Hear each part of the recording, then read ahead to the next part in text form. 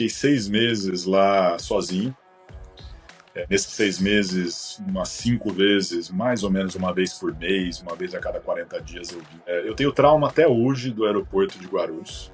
Então, o caminho da minha casa até o aeroporto de Guarulhos, eu chorei muito nesses caminhos. Sendo uma empresa fundamentalmente industrial, business to business, vendedora de insumos, você entrou para construir um novo business e dentro de uma cultura que não entende o que é consumo. Foram momentos, e eu acho que esse foi meu grande ponto ali, me desenvolvendo como líder, como ter a humildade de saber que naquele momento eu estava lá para ajudá-los, estava lá para apoiá-los, estava lá para brigar por eles quando necessário, mas passo a passo e desenvolvendo. Marcos nasceu em São José do Rio Pardo, uma cidade de 50 mil habitantes no interior de São Paulo. Lá passou toda a sua juventude estudando, praticando esportes e trabalhando no comércio dos pais, sempre que possível. Foi nesse comércio que desenvolveu o gosto por números. Esse foi o pontapé para seguir sua formação em engenharia civil. A base de tudo foi o exemplo que sempre teve dos pais, algo que, com orgulho, gosta de dizer que moldou seus valores. Após algum tempo na engenharia, decidiu que aquele não era o caminho que queria seguir. Fez então um movimento ousado, deixou para trás um início de carreira promissor para se mudar para São Paulo e recomeçar. Na capital, voltou a estudar, cursando administração de empresas e logo estava trabalhando na área comercial da Ambev, sua primeira grande escola profissional. Também passou pela Red Bull no Brasil e viveu sua primeira experiência internacional no México, ao lado de sua família. Ive, sua esposa e companheira de todas as horas, e seus filhos Eduardo e Luísa. Anos depois, já na Suzano, nasceu Rafaela, completando a família. Marcos adora cozinhar, jogar beach tênis e estar sempre rodeado da família e amigos. Esse aí você tem que realmente dar um prazo para que ele mude ou se ajuste ou ele vai buscar outro caminho. Mas para quem entrega, a gente tem que se adaptar com humildade. A gente tinha recém começado, tinha construído 2 fábricas top de linha novas, mas não tinha marca, não tinha canal de distribuição, tinha recém recrutado um time muito bom, vindo de diversas indústrias, mas ainda sem processos específicos para bens de consumo.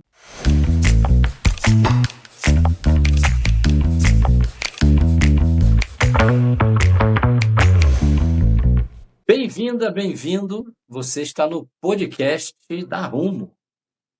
E hoje eu estou recebendo mais um amigo, mas esse é amigo antigo, né? Esse é amigo mesmo. Então, às vezes é amigo novo, mas esse é amigo antigo. Marcos, a gente já se conhece há uns bons anos e já tivemos muitas conversas, muitas caminhadas. Já fui mentor de líderes da tua equipe. E agora é uma alegria te receber aqui para a gente aprender com você uma coisa completamente nova, diferente, que é uma jornada que está te levando a lugares novos e multinacional brasileira. Isso é um fato diferente, não é única, não é exclusiva, mas, de fato, no momento, é uma coisa que chama bastante atenção e tem trazido, eu tenho acompanhado algumas publicações tuas e está indo super bem. Vamos lá, vamos ver essa história aí, sua, e bem-vindo, então. E queria falar sobre o início. Como é que começou essa tua carreira que a gente viu lá, que agora está sendo internacional? Como é que começou o início, o aprendizado? Como é que foi? Oi, Marcelo. Que prazer estar aqui com você hoje, viu? A gente já é amigo de longa data. Na época eu tinha um pouco mais de cabelo, um pouco menos branco, mas os cabelos brancos também é sinal de experiência, é sinal de muita coisa que passou por aí. E super prazer estar aqui com você. Olha, você sabe que enquanto você me apresentava, veio um rápido filme aqui na minha cabeça, tentando lembrar, talvez, quais foram os primeiros passos da minha carreira ou da minha formação que me ajudaram a chegar aqui. e tá batendo esse papo com você. Não sei se você sabe, mas eu sou engenheiro civil por formação. E Sei. a minha carreira, a minha vida ao longo do tempo, eu vou te falar que tudo na vida a gente tem que ter um pouco de planejamento, e às vezes mais sorte do que Uhum. juízo. E eu vou te dizer que eu tenho alguns casos, alguns pontos de ter muito mais sorte do que juízo. E Legal. parte disso veio lá do meu início de carreira. Eu fui fazer engenharia civil, porque eu não sabia se eu queria ser dentista ou engenheiro civil, tudo igual. E depois que eu vi algumas bocas numa visita à escola, eu resolvi fazer engenharia. Me formei como engenheiro no interior de São Paulo, e comecei a trabalhar como engenheiro. Ah, Mas eu sabia que isso, e coincidentemente ou não, eu trabalhei como engenheiro construindo supermercados. Mal sabia eu que esse seria olha, uma boa parte da minha vida dentro de supermercados. Mas em algum momento eu resolvi mudar. Sabia que não era percebi que não era essa a dinâmica que eu queria. E eu tive que tomar uma decisão na época com risco. Estava indo bem na carreira, mas uma decisão de largar a engenharia e vir para São Paulo, sair do interior de São Paulo e me aventurar. E não sabia o que fazer. Resolvi fazer uma especialização também, me preparando de alguma forma em administração na GV na época, mas eu precisava pagar as contas. Não venho de uma família classe média baixa, não tinha dinheiro para pagar as contas, e consegui um emprego em uma revista de engenharia vendendo anúncios publicitários de engenharia. Então combinei ali a engenharia, difícil, hein? Uma venda mas difícil. foi a minha estreia na área comercial. Fiquei quase um ano nessa posição, até que eu recebi um convite da Ambev para trabalhar na Ambev, vender cerveja. Entrei por uma porta que eu tenho muito orgulho na Ambev, que é a porta lateral da Ambev. Fui ser supervisor de vendas. Tive aí vendedores que me ensinaram muito. Imagina aquele engenheiro caipira do interior de São Paulo chegando na capital para vender cerveja em bares, em áreas periféricas da cidade de São Paulo, que eu não conhecia.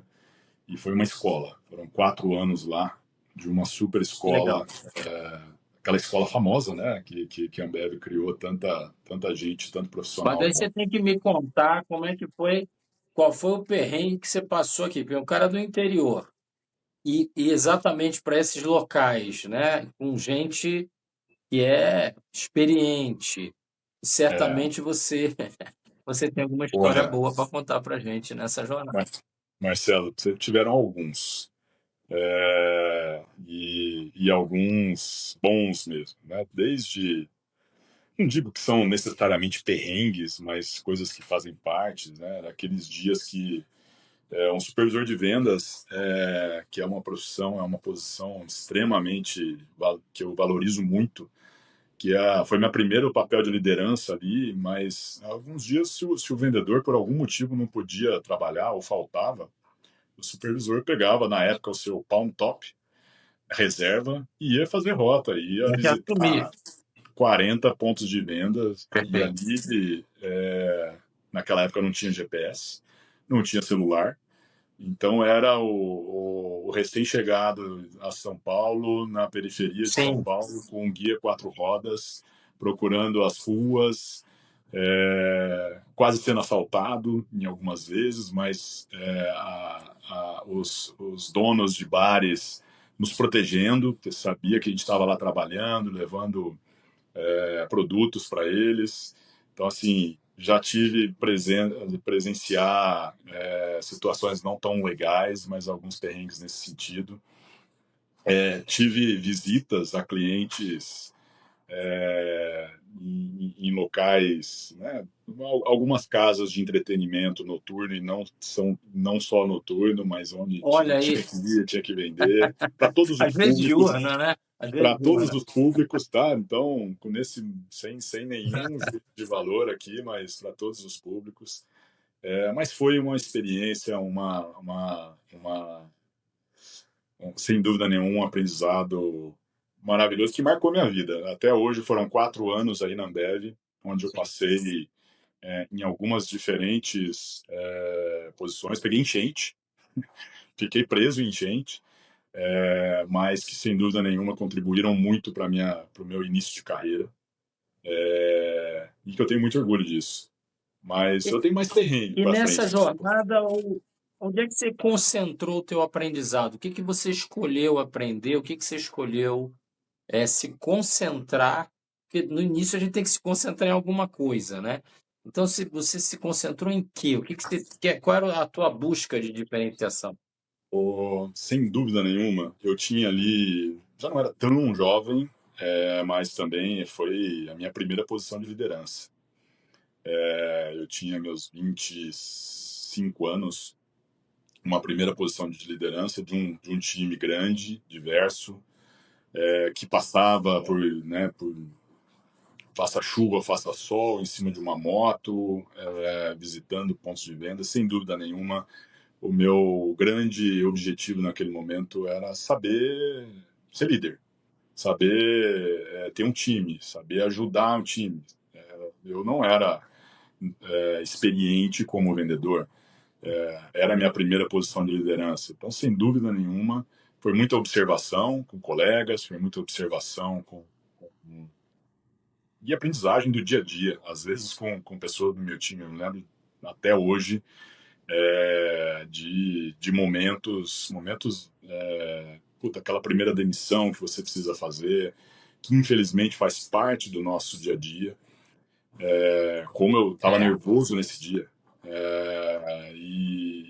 Assim, e até hoje, né? Não é algo que ninguém faça, independente do motivo, faça bem, mas foram momentos, e eu acho que esse foi meu grande ponto ali, como ir me desenvolvendo como líder, como ter a humildade de saber que naquele momento eu estava lá para ajudá-los, estava lá para apoiá-los, estava lá para brigar por eles quando necessário, mas passo a passo e desenvolvendo.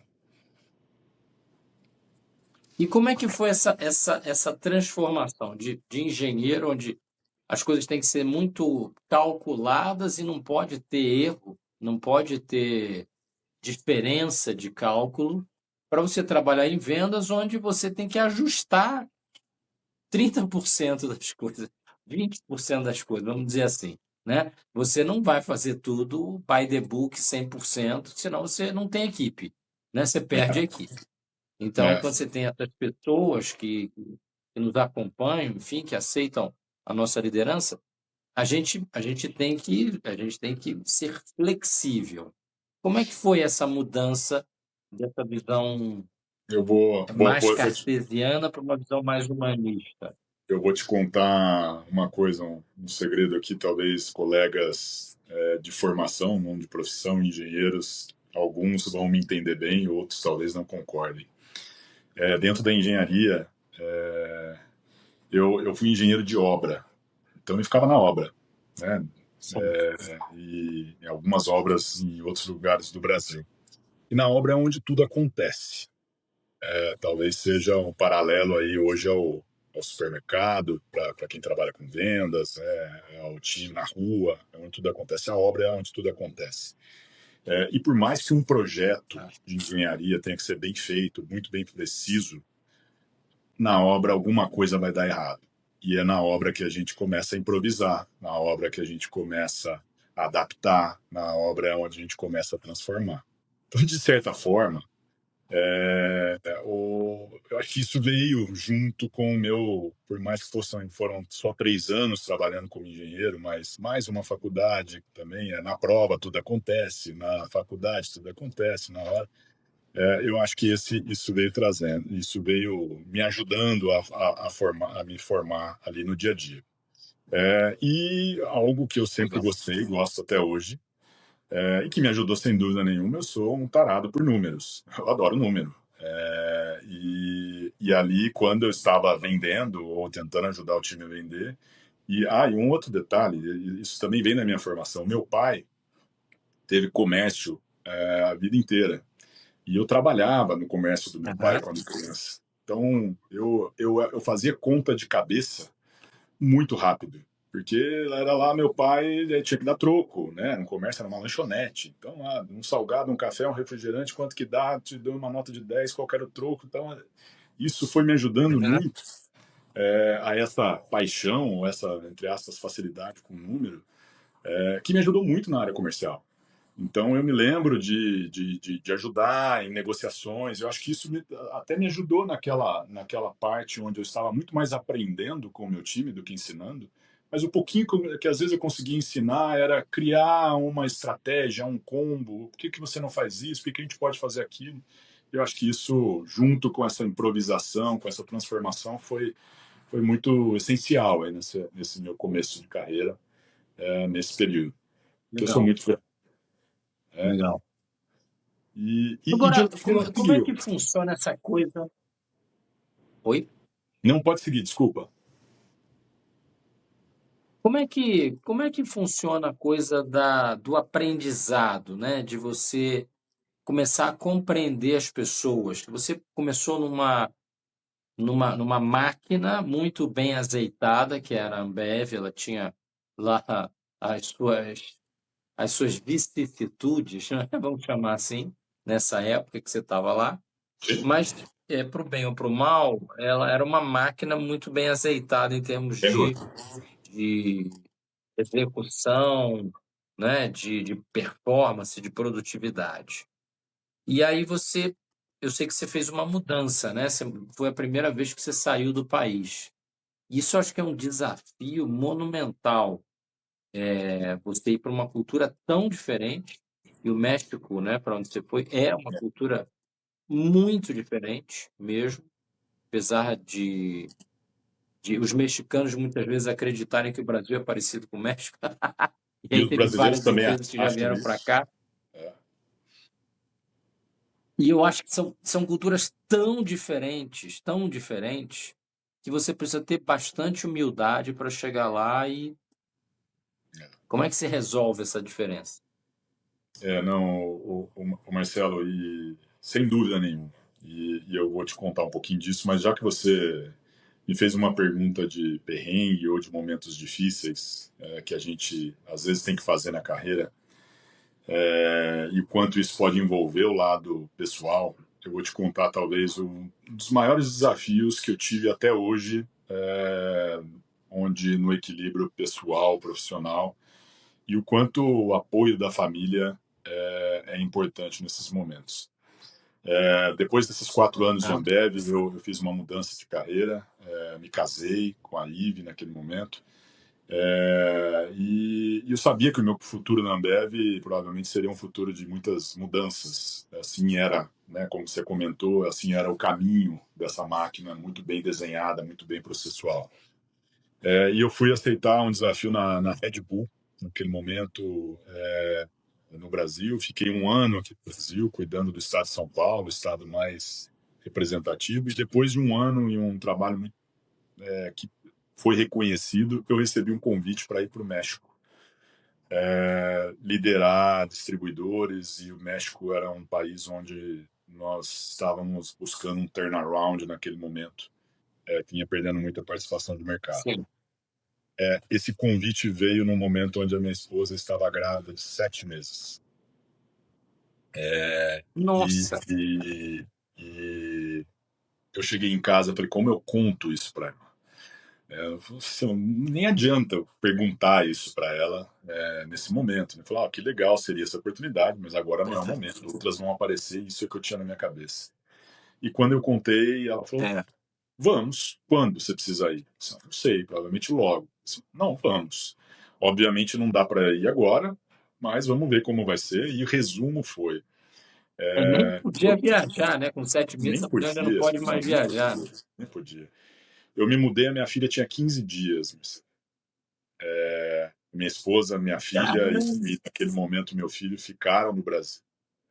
Eu fiquei 6 meses lá sozinho. Nesses 6 meses, umas 5 vezes, mais ou menos uma vez por mês, uma vez a cada 40 dias eu vinha. Eu tenho trauma até hoje do aeroporto de Guarulhos. Então, o caminho da minha casa até o aeroporto de Guarulhos, eu chorei muito nesses caminhos.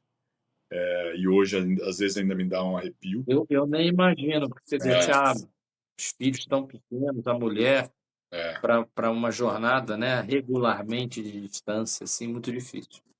Mas eu vou te falar uma coisa, teve, né, ao longo de tudo isso, eu sou meio assim na minha vida, eu sempre tento olhar um pouquinho do lado positivo de tudo isso.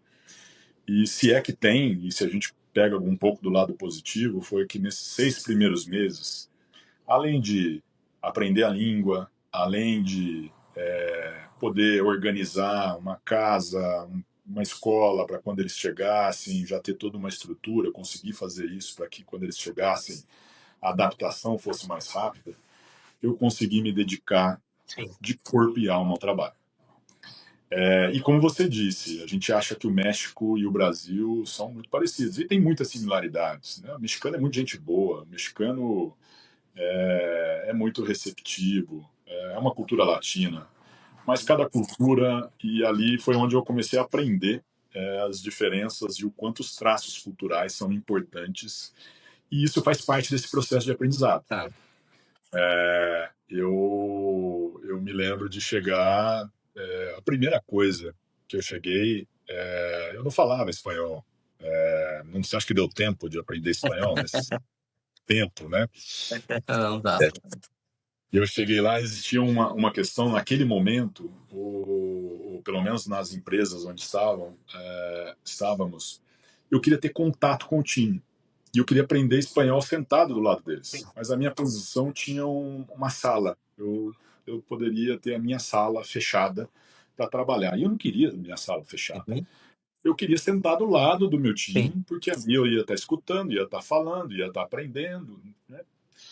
Até que chegou Aham. algum dia, o meu chefe chegou e falou assim: Marcos, você precisa usar sua sala, porque seus pares estão incomodados de você não usar a sala. Por que A gente você, tem uma chegando cultura do mais Brasil, não está hierarquizada, né? respeitando essa cultura? E que naquele momento É, é. era algo que um profissional almejava chegar a um certo nível na carreira e ter a sua sala. E eu não estava respeitando isso. Então, assim, esse é um dos exemplos culturais, né, e foram vários, que eu tive que ir aprendendo, tive que ter humildade. É óbvio que depois eu falei, meio lá, meio cá, vou ficar na sala, porta aberta, de repente tinha 4 do meu time lá dentro, de repente eu sentado lá fora, mas foi encontrando um meio termo, aprendendo a língua, dando cabeçada, visitando muito, andando muito pelo país. Eu conheci quase todos os estados do México. E foi um Isso é que período, legal. foi um período demais. Foi um período super bacana. Essa coisa de relacionamento com as pessoas, como é que funcionou? Como é que você avançou na direção de. Primeiro, você tem que conquistar a confiança das pessoas, É. né? Como é que foi o processo de chegada? Porque às vezes a gente ganha um novo desafio, busca um novo desafio, ou é jogado né, nesse novo desafio. O que você recomenda? Quais são os passos que você deu ali, que você acha que qualquer pessoa que tem uma nova. Muitas pessoas vão para a América Latina, outras também se mudam de estado, enfim, tem mudanças culturais. O que você recomenda? Olha, Marcelo, a primeira coisa é humildade. Assim, no dia de regra, quando você faz um movimento, isso pode ser para dentro para fora do país, às vezes dentro da sua própria empresa. Você foi promovido, você foi contratado. Existem pessoas que estão lá ou que estavam antes de você que falam, por que não eu? Ou tem a dúvida, quem é essa pessoa que está chegando? No meu caso, especificamente no México, como eu comentei, era um turnaround, ou a gente tem realmente tentar reverter uma onda ruim de resultados, virar a curva. Nem o mexicano pediu para que um brasileiro fosse para lá. Então, quando eu cheguei Imagino que lá, não. eu não tinha, não, eu costumo falar, não tinha tapete vermelho e banda me esperando no aeroporto do México para entrar no escritório. Foi uma grande desconfiança. O que que é esse brasileiro que não conhece nada daqui acha que vai conseguir arrumar, que a gente não pode arrumar? E teria sido talvez a mesma coisa, ao contrário, uma reação natural do ser humano. Então, a humildade de conseguir entender, de ter uma empatia junto com a humildade, a empatia de entender as pessoas que estão lá, de entender o cenário, de aprender antes de saber julgar, de escolher suas palavras muitas vezes. E esse é um grande, super desafio numa comunicação intercultural, né? É qual palavra usar e como a gente pode estar, às vezes, querendo dizer uma coisa, querendo e sendo outra. Então, assim, humildade, presença, abertura.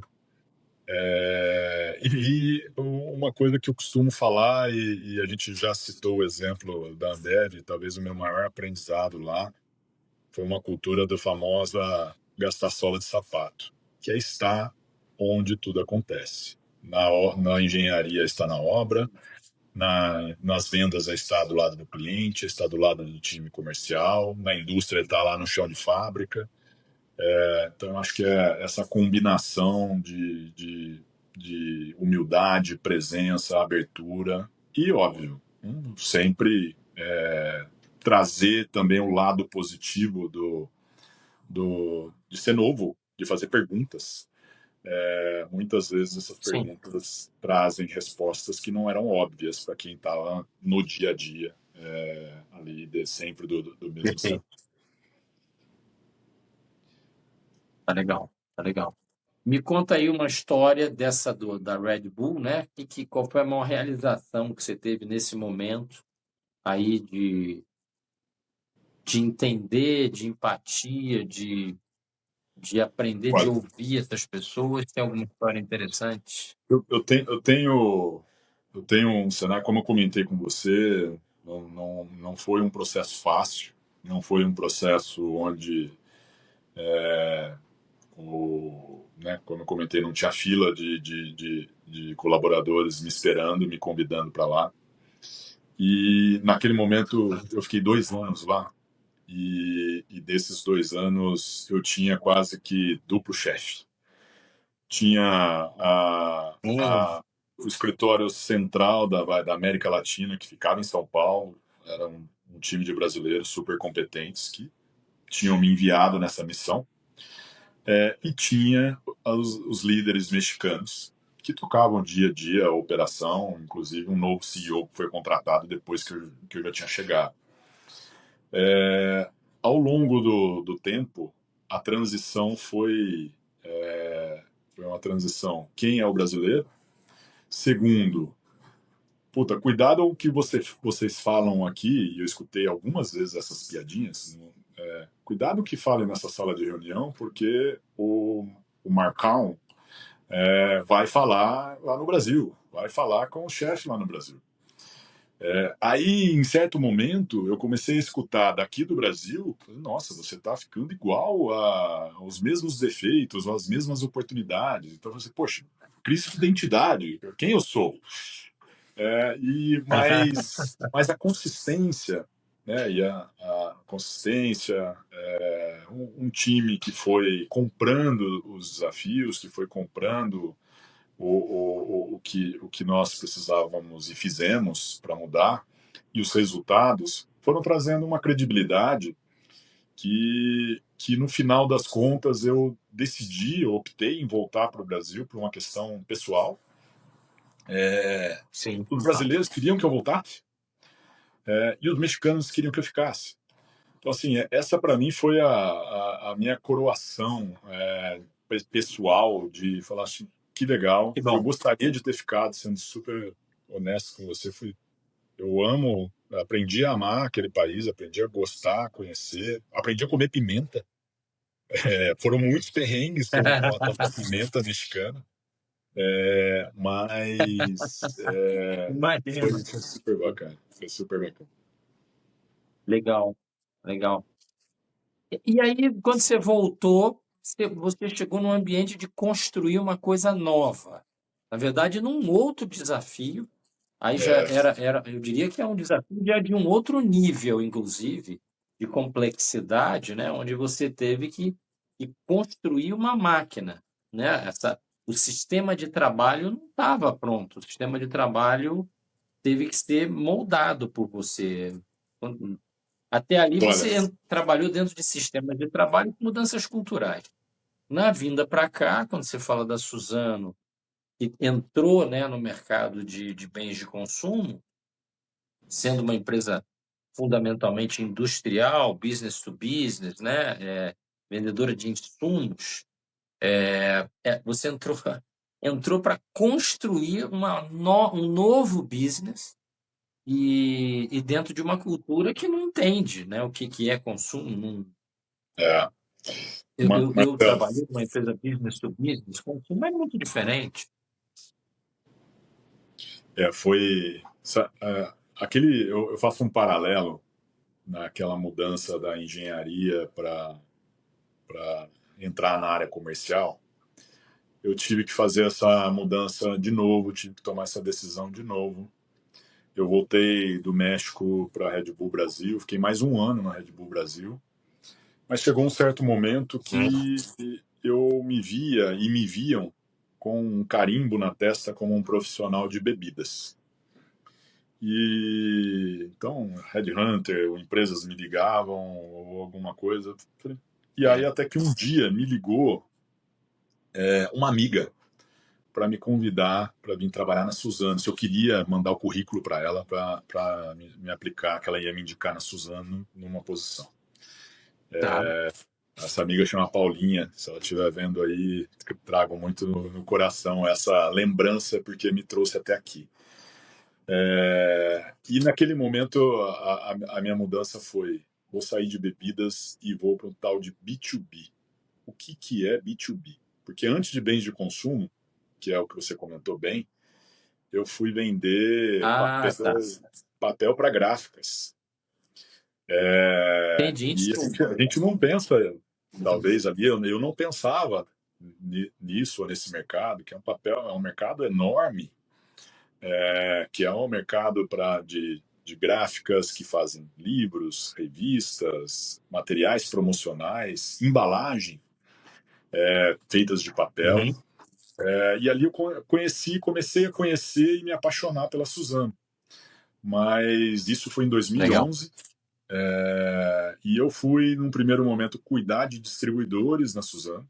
Então, tinha uma parte de aprendizado, mas tinha uma parte de já colocar em prática o que eu tinha aprendido em outro mercado, que era, eu trabalhava muito com os distribuidores. Então, o que me trouxe a Suzano Sim. foi o meu conhecimento que eu tinha aprendido em outros mercados, mas foi uma implementação em um outro mercado, que ao mesmo tempo estava me trazendo uma nova oportunidade de aprendizado, que é o tal do B2B. Então, foram 7 anos que eu fiquei nesse tal de B2B, que eu aprendi demais. Eu aprendi que um profissional de vendas numa indústria onde muitas vezes o produto é muito mais comoditizado, celulose é uma commodity, papel tem um quê de commodity muito forte, papel gráfico. Óbvio que tem Sim, muitas claro. características técnicas, mas o preço ele acaba sendo ditado por commodities, seus custos, né? E eu Sim. tive que aprender, entender que como funciona a dinâmica produtiva, que uma máquina de papel produz uma bobina gigante, que você tem que vender a bobina gigante. Eu escutei uma vez de um profissional de S&OP da BRF, que o frango só tem um coração, tem dois pés e tem um peito. E que todo mundo quer o peito, mas precisa descobrir quem quer 2 pés e quem quer coração, e se você tem que vender de tudo e encontrar maximização. O conceito de papel é muito parecido. né? Então você tem que otimizar o seu processo e foi uma história de 7 anos de muito aprendizado, de muita implementação, de muita transformação. Até que, Mas me conta uma coisa, como é ponto. que me conta essa parte, porque a venda B2B, ela é muito presente, e eu diria para você que a minha percepção sobre o futuro das vendas na indústria de bens de consumo é muito mais B2B do que é hoje. Porque com a chegada da IA e dos sistemas de gestão e abastecimento automatizados, a gente tem até um patrocinador nessa área, né, que é a Kicker, a reposição ela passa a ser um cálculo, ela passa a ser uma projeção matemática. Então, aquilo que ainda se faz, né, de tentar convencer um mix, um combo, uma promoção que vai, isso de fato vai perdendo energia a cada dia. E o que ganha energia, o que ganha relevância é o lançamento, são os lançamentos, é a inovação, são novos produtos, que é uma venda B2B, que é você convencer alguma coisa de um contrato, você assinar um contrato de fornecimento de um novo produto, que é o ciclo B2B, não é o ciclo B2C, não é o ciclo de consumo de alto giro, mas um ciclo de venda de conceito, né? E qual foi a maior dificuldade que você teve? Porque assim, eu vejo que muitas pessoas em muitas indústrias tentam tratar as duas coisas do mesmo jeito, e isso dá muito errado.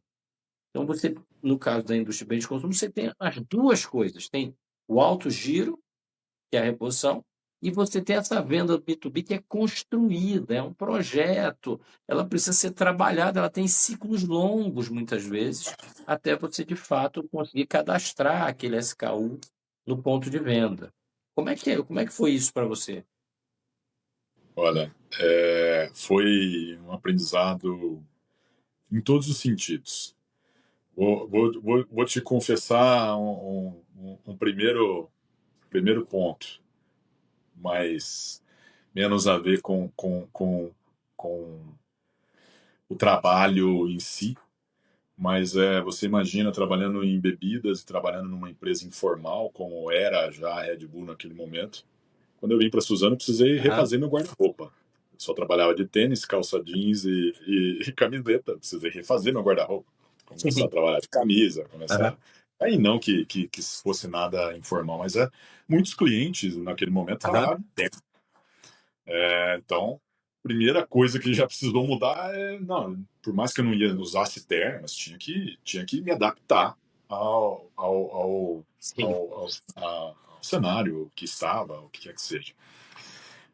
Agora, com relação a produtos, você tem razão. Assim, o B2B, o que eu aprendi do B2B, especialmente num segmento mais comoditizado, e existe diferentes tipos de B2B, né, de Uhum. serviços ou produtos, mas quando a gente está trabalhando com um produto mais commodity, o que você não tem controle ou tem baixíssimo controle?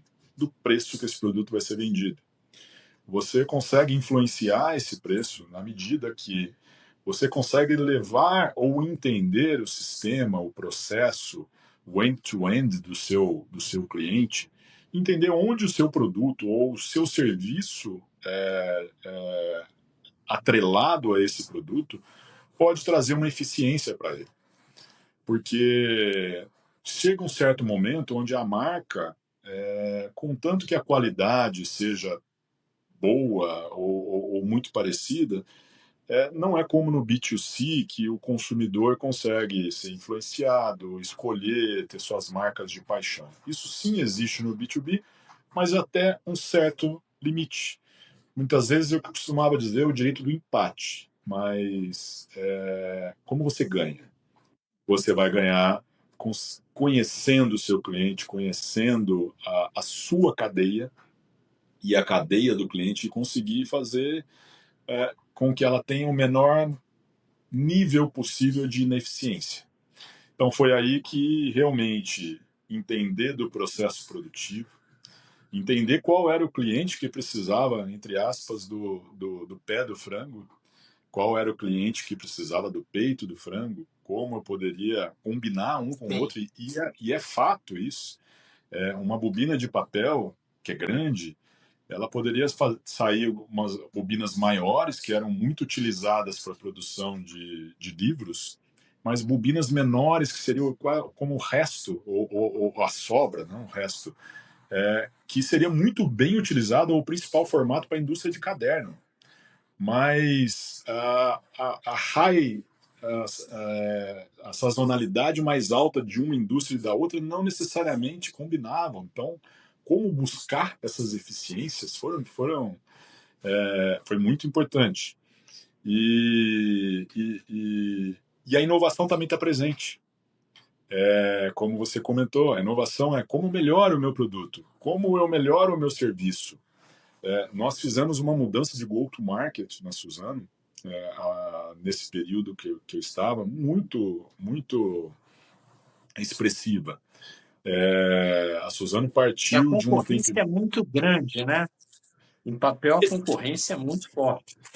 É uma concorrência forte, grande, depende pelo ângulo que você olha, mas assim, é um mercado que um produto da China, dos Estados Unidos, da Europa, pode chegar no Brasil, a depender de câmbio, a Ah, depender de vários pontos. Então, como você se diferencia em serviço?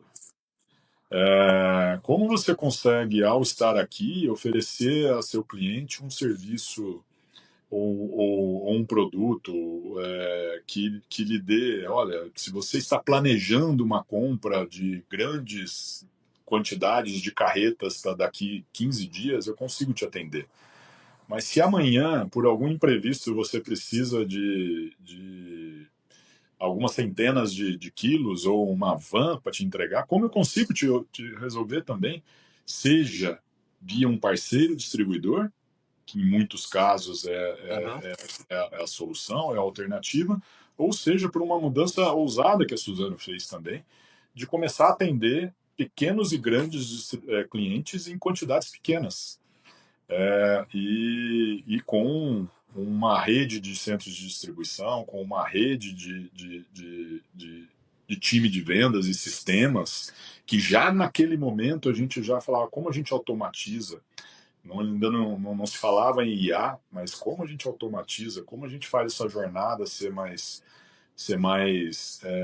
eficiente e trazer valor para a conversa, para a mesa do cliente e Sim, fugir daquela conversa sim. muito, muito frequente em produtos mais comoditizados, que é o famoso preço. Então, Tá. sem Mas aí dúvida. você teve uma mudança nessa jornada aí da Suzano, que eu acho que talvez tenha sido até agora o maior desafio que você teve que viver, né? Que foi implantar a área de consumo no meio dessa cultura aí B2B. Marcelo, de novo, algumas coisas acontecem quando a gente vai atrás, a gente busca, e outras coisas acontecem quando você menos espera. 7 anos em B2B, eu já promovido a posição de diretor comercial, cuidando do Brasil, de exportações, muito feliz. A Suzano tinha acabado de começar um novo negócio, um novo projeto, que era uma entrada no mercado B2C, verticalizando parte de sua produção de celulose para produzir um outro tipo de papel que até aquele momento a Suzano não produzia, que era o papel tissue. Papel tissue é o nome mais comum para papel Sim. higiênico, para papel toalha, guardanapo, esse tipo de papel. E, e fazia alguns meses que a Suzano tinha começado esse projeto, de onde eu estava, contribuía um pouco, escutava um pouco, mas via, obviamente, que não estava fácil. Até que um dia eu estava de férias, eu recebo um e-mail da secretária, da assistente do nosso CEO na época, com um almoço. Eu já falei para minha esposa, eu tenho certeza o que vai ser esse almoço. E dito e feito, chegando, fui almoçar com ele, com o Walter, e ele me fez um convite. Marcão, você sabe que a gente começou esse projeto e preciso de alguém que eu confie, que eu acredite nesse momento, para ir para lá. O que você acha? O que você responde para um CEO que você admira nesse momento? Eu só Eu disse acho que para você ele, está certo. eu só disse para ele o seguinte: onde eu estou muito feliz. Para onde você está me chamando é um super desafio. Estou em cima do muro, me empurra para o lado que você quiser. E ele falou, então já sei. E aí eu vim no final de 2018 para o negócio de consumo. Esse negócio de consumo, como eu comentei com você, a gente tinha recém começado, tinha construído 2 fábricas top de linha novas, mas não tinha marca, não tinha canal de distribuição, não tinha, tinha recém recrutado um time muito bom, vindo de diversas indústrias, mas ainda sem processos específicos para bens de consumo, numa empresa que nunca tinha operado com bens de consumo. Óbvio, com profissionais que sim, mas não em uma cultura de bens de consumo. Então, foi um pouco daquele momento de construção. A gente falou sobre aprendizado, a gente falou sobre entender, e falou assim, não, agora não tem muito mais tempo só de chegar, de entender, não, tem que ser rápido, tem que construir, tem que mostrar que o mês que vem vai ser melhor do que o mês anterior, não que é um conceito que eu aprendi muito e que veio desse próprio CEO e que eu carrego comigo, de evoluções sucessivas, como amanhã é melhor do que hoje, e assim vai, e você vai trazendo essas evoluções, que o feito é muito melhor do que o bem feito, né? O bom é melhor do que o ótimo, como a gente vai evoluindo. Concordo. E Eu acho que esse é um aprendizado incrível, né, na transformação, que é você ter essa consciência da consistência. Que todo mundo fala, mas é importante ser consistente. Cara, é importante ser consistente, mesmo quando as coisas não estão boas. É você ir melhorando passo a passo, você aceitar que você não está fazendo o teu melhor porque você está no processo de aprendizado. Então, mas você não parar de fazer, você continuar insistindo naquilo que você se propôs a fazer, porque normalmente as pessoas acabam voltando atrás, né? Ah, não, então deixa eu fazer aquilo da minha zona de conforto, eu vou voltar atrás para fazer bem aquilo que eu já sabia fazer. Não, você tem que ir para frente para fazer mal aquilo que você não sabe fazer com consistência até ficar exatamente, bom. Essa é a exatamente. dificuldade. É. E não ter vergonha de reconhecer que às vezes a gente precisa do básico bem feito, né, Marcelo? Eu me Sim. lembro e eu costumava Feijão com falar, arroz, o feijão com básico. arroz e assim, às vezes até mais do que isso, assim, não é só o feijão com arroz, não, é cortar a cebola para fazer o feijão. Eu me lembro que naquele momento eu a gente tinha acabado de comprar uma empresa no norte do país, e a gente estava começando assim, o resumo nós tínhamos 2 sistemas operacionais. Um SAP, que era o SAP da Suzano, onde a gente já começava a faturar algo das fábricas que nós construímos, e um sistema, um TOTUS da empresa que nós tínhamos que comprar. Eu me lembro que o meu primeiro mês, eu cheguei no dia 1º e falei assim, como fechou o mês passado? Me mandaram 2 relatórios, um de cada sistema. Um em quilos, toneladas, que era a linguagem da Suzano, o outro em reais, que era a linguagem mais comum de uma empresa de bens de consumo. Como que eu junto um com o outro? Ah, não dá. Ah, não, vamos juntar em quilos, que é a mensagem da Suzano. Mas qual a taxa de conversão?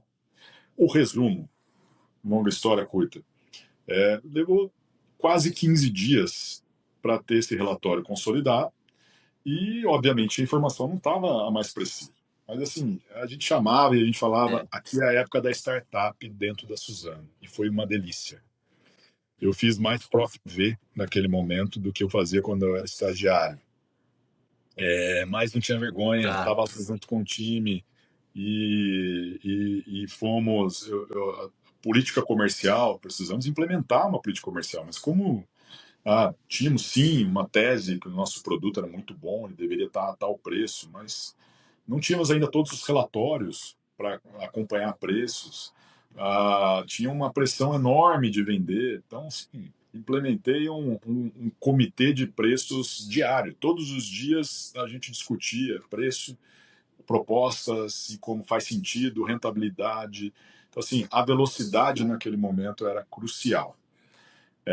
E, obviamente, essa velocidade foi o que gradativamente foi fazendo as coisas acontecerem e que gradativamente foi fazendo essa empresa que começava a engatinhar, começasse a andar, começasse a virar adolescente, até chegar à fase adulta, onde outros desafios começam a aparecer, mas foi sem dúvida nenhuma uma super experiência, como você comentou, talvez uma das maiores aí da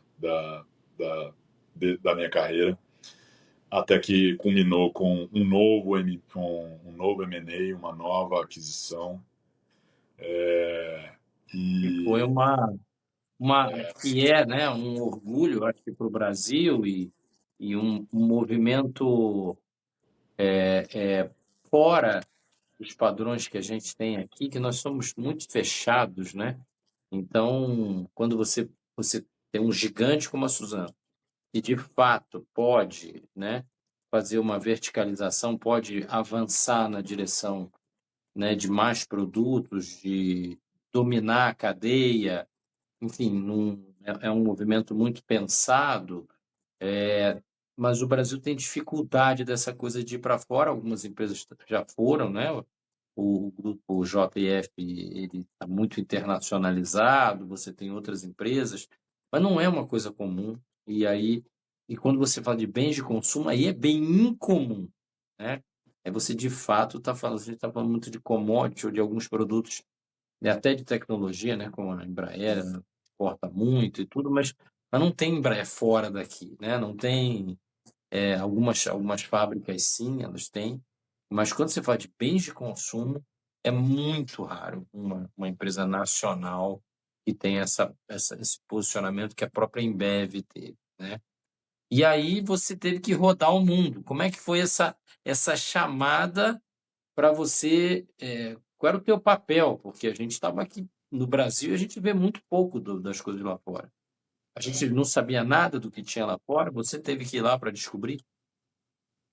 o Marcelo, esse é um outro momento muito especial na minha carreira. Mas antes disso, eu vou falar um pouquinho, né? Você comentou sobre esse passo da Suzano, que é a formação de uma joint venture com a Kimberly-Clark, uma empresa que a gente, sempre foi um cliente, super cliente da Suzano, ainda com celulose para utilização em papéis e no mundo inteiro, incluindo, ainda continua comprando para os Estados Unidos, que seguem ali com eles, não faz parte dessa joint venture. Mas tem uma parte aqui que eu acho que vale a pena a gente destacar, que por mais que a Suzano seja uma empresa muito grande no Brasil, a gente sabe que a gente ainda não tem a experiência de ser uma empresa internacional e que nós estamos nesse processo de internacionalização e que também não tem a experiência e o know-how de lidar com bens de consumo no mundo inteiro. Então, uma joint venture é a combinação perfeita para isso. Ainda mais com um parceiro que a gente confia e acredita tanto, quanto tem valores e culturas muito com muitas coisas similares. Então, é uma combinação muito boa, porque eu tenho do lado um parceiro que conhece muito disso, do outro lado você tem essa empresa brasileira que quer crescer, que tem a cadeia da commodity, que está verticalizando sua produção, e tem executivos que vão fazer parte do grupo, mas ao mesmo tempo vão ser recebidos por uma grande maioria de executivos e de colaboradores que já estão nesses países. Então, quando foi anunciada a criação dessa joint venture há um ano atrás, em junho, um pouco mais de um ano atrás, em junho de 2025, eu fui convidado a me juntar a um grupo pequeno de colaboradores da Suzano para fazer parte do grupo que iria fazer a preparação pelo lado da Suzano até que essa empresa virasse uma realidade de, né, todos os órgãos concorrenciais aprovados no mundo inteiro. É uma joint venture, existe uma separação da empresa mãe que vai continuar com o que vai vir aqui para a empresa. Então eu fui convidado e naquele momento eu me lembro que num dia de apresentação da uma consultoria renomada que participou aqui com a gente, apresentando como seria o projeto, como seriam as formas de abordagem, o que cada área iria fazer, eu fiquei responsável em liderar uma área de vendas e marketing, buscando oportunidades de crescimento nos negócios, nos diferentes países que a gente estaria entrando. E eu me lembro que o comentário que o meu chefe me fez na época foi: essa é uma oportunidade de um MBA prático. E um ano depois eu posso te falar que estava completamente certo. Como você comentou, eu visitei uns 10 países, de países aqui do lado, do Peru à Austrália, passando pela Tailândia, vários países da Europa. Teve perrengue no meio dessas conversas, dessas viagens, sem dúvida nenhuma. Teve de uma viagem que eu saí para ir para Taiwan, precisei voltar no meio do caminho, já sobrevoando a África, porque começou uma guerra no Oriente Médio e a minha conexão seria em Dubai. Então, por algumas horas eu não fico preso em Dubai, mas deu tempo, eu voltei. Já imaginou, Então, bem em eu frente ao preciso- Irã, né? Bem no olho da guerra. Exatamente. Mas, assim, uma oportunidade de conhecer gente, de conhecer mercados, de entender as dinâmicas B2B e B2C, porque esse negócio também tem uma parte B2B, e que está sendo maravilhoso. Que foi maravilhoso, foi, além disso, participar de discussões sobre como se constrói uma cultura de uma joint venture, de um M&A. Você é meu professor de muitas coisas, então você vai até me corrigir em um dado que eu vou comentar aqui, provavelmente, mas se eu não me engano, mais de 60% ou 70% dos M&As que falham por cultura. Falham porque Sim. não houve É, um match, né, de cultura entre as duas empresas. E imagina sim. misturar culturas de empresas com culturas de países, né, diferentes, como, né, fazer. É um desafio. É, É um é um super. desafio, é um desafio. E está Hoje sendo a esse gente desafio. tem. Mas hoje a gente tem uma literatura e tem aprendizado, né? Depois de tantas dores de cabeça e tantos fracassos nesse processo, existe hoje um respeito maior, né? Por manter as pessoas trabalhando do jeito que elas trabalham, como se aprendeu lá no México, né? De se adaptar, de tentar compreender e de definir objetivos com mais clareza, sem ter que ser do seu jeito, né? Você pode definir o objetivo, olha, não precisa ser do meu jeito, você tem que atingir esse objetivo. Você vou tentar entender o seu jeito e a gente vai seguir nesse formato, na medida do possível, logicamente, mas hoje existe uma flexibilidade maior justamente para não ter essa colisão de culturas, né? Então, se entra com mais humildade hoje, com mais respeito em relação a como é que o outro faz para dar espaço para autonomia, que passa até a ser um assunto individual, né?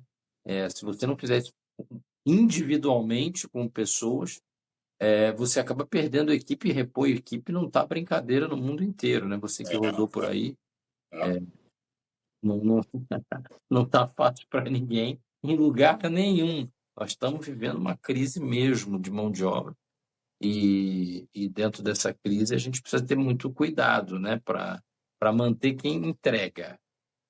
Tem muita gente que não entrega. Então, esse aí você tem que realmente dar um prazo, né, para que ele mude ou se ajuste ou ele vai buscar outro caminho. Mas para quem entrega, a gente tem que se adaptar com humildade, né? A gente está chegando ao final do nosso podcast, ao nosso episódio aqui. E assim, uma história interessante, né, de tantas mudanças. Isso foi planejado, Marcos? Como é que foi isso? Como é que as pessoas falam, eu preciso fazer um plano na minha carreira, eu preciso. Como é que foi essa tua jornada até que você se transforma agora, né? Podemos falar o cargo novo? Já? Não, já está anunciado, assinado. podemos falar o destino. Podemos falar o destino. O destino.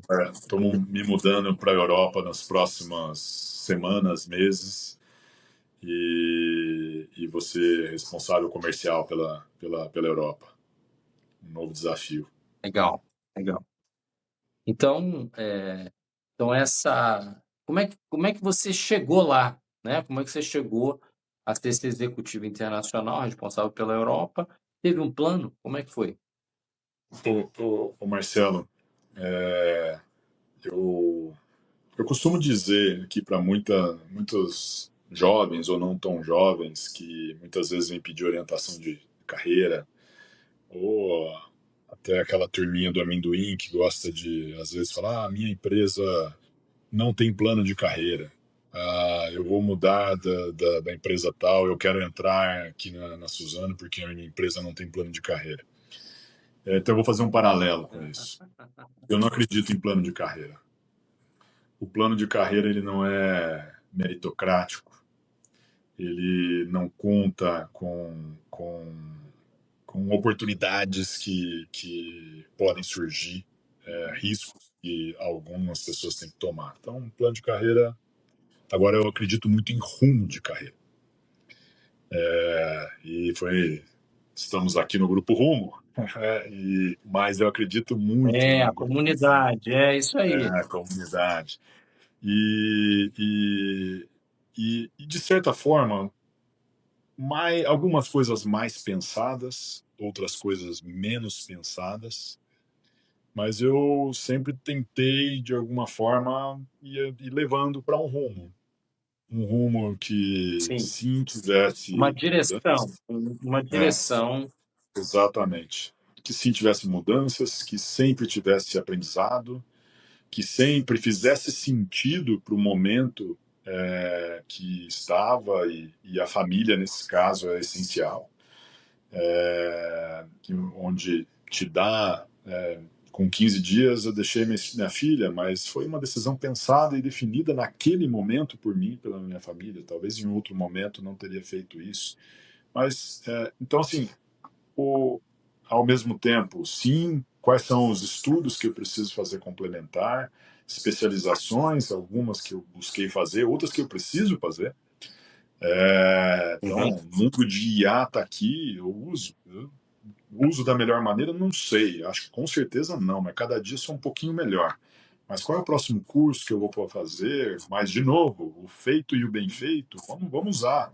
Então, assim, como vai levando numa direção, num rumo, de alguma forma, no começo não pensado, e a partir de um certo momento, eu não sei te dizer exatamente qual foi, eu vi que era isso que estava funcionando, e é isso que eu ainda continuo levando comigo, é isso que está me levando para esse novo desafio, num novo momento de vida, de pegar o avião de novo, recomeçar, aprender um novo mundo, no velho mundo, né, na Europa. E sem dúvida nenhuma é assim que eu acredito que a gente vai evoluindo, né? Onde a gente vai estar aprendendo, a gente vai estar construindo, a gente vai estar implementando, mas a gente também vai poder estar sempre ali com pessoas num ambiente que te faça bem. Legal, legal. Eu quero concluir, né, também falando sobre a importância de você amar o desafio, de você amar a mudança para a qual você não está preparado. Eu vi que você passou por várias mudanças totalmente despreparado, né? Você foi jogado em situações onde você teve que se reinventar com coragem, então, e com determinação de aprendizado. Eu acho que, às vezes, eu vejo que falta essa união, né, de coragem com determinação de aprendizado, para que a gente possa, de fato, alcançar o nosso limite de potencial, o nosso, né, você ainda tá buscando esse limite, você não encontrou, você está evoluindo nessa posição, buscando o teu limite de potencial que você ainda, né, eu acho que você ainda tem uma lenha para queimar, ainda tem uma posição para ganhar internacionalmente e eventualmente chegar ao topo da carreira. Por quê? Porque você vai enfrentar de novo, você vai para um lugar onde tem um consumo estagnado, onde tem taxas de natalidade decrescentes, onde você tem, né, uma economia super desafiadora, as pessoas estão apavoradas, congeladas na Europa. Vamos para a Europa, que maravilha! Então, assim, eita! Eu acho que esse vai ser um desafio monumental. Claro que você sempre vai poder contar com a gente aqui para conversar, trocar ideias, mas você não está indo para um lugar em crescimento, né? Você está indo para um lugar de desafio e você vai ser desafiado, né, a inventar novamente, a se reinventar multiculturalmente. Mas eu tenho certeza, né, que essa dupla que te acompanha, a coragem e a consistência do aprendizado, o amor ao aprendizado, vão levar você ao sucesso, como pode levar qualquer um de nós e a qualquer um de vocês que estão ouvindo aqui o nosso podcast. E a gente deseja isso para todos, sucesso. Marcos, você tem uma conclusão aí para passar para a turma? Marcelo, a minha conclusão aqui é o quanto a comunidade, quanto você, ao longo dessa minha jornada, é parte dessa coragem. Algumas vezes você já me deu uma coragem, um empurrãozinho que eu precisava em algum momento mais difícil ou não. E a todos que estão assistindo, e eu sou um dos ouvintes aqui, assíduos, já assisti alguns podcasts. Se eu gostaria de assistir mais, eu vou assistir agora durante as minhas viagens. Tem muita história legal, tem muito exemplo, muito diferentes entre eles, com algumas similaridades com outras histórias diferentes, mas com algo que sempre é em comum, as pessoas que buscam, as pessoas que se ajudam, têm um quê de vantagem. E eu agradeço muito a comunidade Homo por todo o apoio de sempre e espero voltar aqui para te contar mais um pouquinho dos meus perrengues e dos meus aprendizados lá fora. Muito bem, vai ser muito legal a gente ver uma versão 2, né? Com o último capítulo, mas é capaz de eu ir para lá para você. Boa, Você me convida, eu vou gravar lá, né? a gente Vai ser bom, a vai gente ser mais convém, ó. divertido. É isso aí. Gente, eu quero agradecer você que está assistindo a gente e o trabalho é para você. É por isso que a gente está aqui e você está nos acompanhando. Nós estamos acelerando aqui a produção de novos episódios com pessoas diferentes. O próximo a gente vai falar sobre marketing uma pessoa muito especial, que tem uma vivência. Nossa, o cara é muito... As pessoas gostam muito dele. Eu fiz um levantamento aí, foi muito legal. E é um tema, nossa, tão importante ao mesmo tempo, meio abandonado ultimamente, hein? As pessoas têm deixado o marketing para depois e só falar de comunicação digital. Então, vamos falar sobre isso em breve. E agradecer, Marcos, por essa jornada de vitórias e orgulho que a gente tem do amigo, né? Que vai estar liderando aí na Europa novos negócios e crescimento. Então, para você, desejo aí a todos sucesso e bons negócios.